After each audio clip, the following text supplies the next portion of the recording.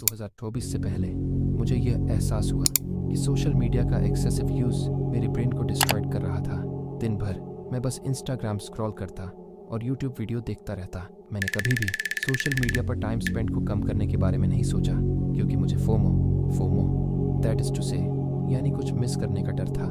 इसी बीच कुछ video viral होने लगी जहां एक ही टाइम में 2 क्लिप देखने को मिलती थी, एक असली क्लिप और दूसरी एक सिमुलेटिंग गेम। ये डोपामाइन के रिलीज को डबल कर सकता है, जो आपकी कॉन्सेंट्रेट करने की कैपेसिटी को बढ़ा देता है और इसे एक बोरिंग वीडियो से कहीं ज़्यादा इंटरेस्टिंग बना देता है। जब मैं इन क्लिप्स को देखता था तो मुझे एहसास हुआ कि यह हेल्थी नहीं है और मेरी सोशल मीडिया की लत खतरनाक होती जा रही थी। इसलिए इस साल मैंने सोशल मीडिया का यूज़ करना छोड़ दिया और जो मैंने इस एक्सपीरियंस से सीखा वह हैरान कर देने वाला था।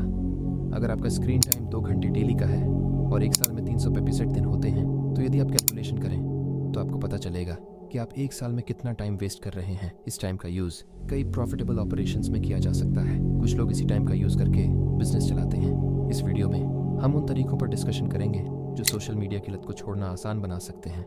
इसलिए प्लीज़ इस वीडियो को लास्ट तक देखें, क्योंकि मैं आपको इसके लिए एक ऑप्शन भी देने वाला हूँ। सबसे मुश्किल चीज़ जिसे सुधारना है वह है कॉन्सेंट्रेट करने की कैपेसिटी। बढ़ा देगा। हम एक ही चीज़ पर कॉन्सेंट्रेट करना फाइंड बोरिंग है, यहाँ तक कि जब आप अपने फ़ोन पर कुछ देख रहे होते हैं तो आप उस पर पूरी तरह से कॉन्सेंट्रेट नहीं कर पाते। कुछ लोग मेरी बातों पर भी कॉन्सेंट्रेट नहीं कर पा रहे होंगे, इसीलिए प्लीज़ इस वीडियो को फुल स्क्रीन पर देखें और फोकस से सुनें।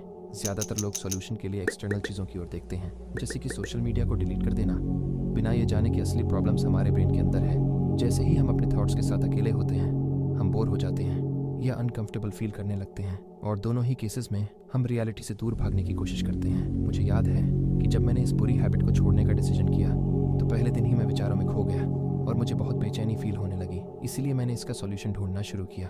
घंटों रिसर्च और एंड्रू ह्यूबरमैन के वीडियो देखने के बाद मुझे यह समझ में आया कि मेरे लिए एकमात्र सॉल्यूशन है ध्यान यानी मेडिटेशन। शुरुआत में मुझे डाउट था कि एक कमरे में बैठकर और अपनी सांस पर कंसंट्रेट करके मैं इस बेचैनी और बोरियत से कैसे छुटकारा पा सकता हूँ। लेकिन जब मैंने इसे खुद आजमाया, पहले कुछ दिन कंसंट्रेट करना बहुत ही मुश्किल था, क्योंकि मेरे वही इमोशंस थी जो और भी बदतर हो गई थी। लेकिन कुछ दिनों बाद धीरे धीरे सब बेहतर होने लगा। मेरी बोर्डम और कंसंट्रेट करने की प्रॉब्लम्स ठीक हो गई। फिर मैंने एक नोटबुक खरीदी और उसमें अपने थॉट्स को लिखना शुरू किया और इससे चीज़ें और भी बेहतर हो गईं। मैंने जो कुछ भी मेरे मन में आया उसे लिखा। इससे मुझे मेरी प्रॉब्लम्स, डर और चिंताओं को प्रायोरिटी देने में मदद मिली और सब कुछ ठीक हो गया। जब मैंने इन दोनों हैबिट्स को अपनी डेली रूटीन में इन्वॉल्व किया, ये अब भी मुझे बहुत मदद करती हैं। लेकिन याद रखें कि यह सब कैसे हुआ।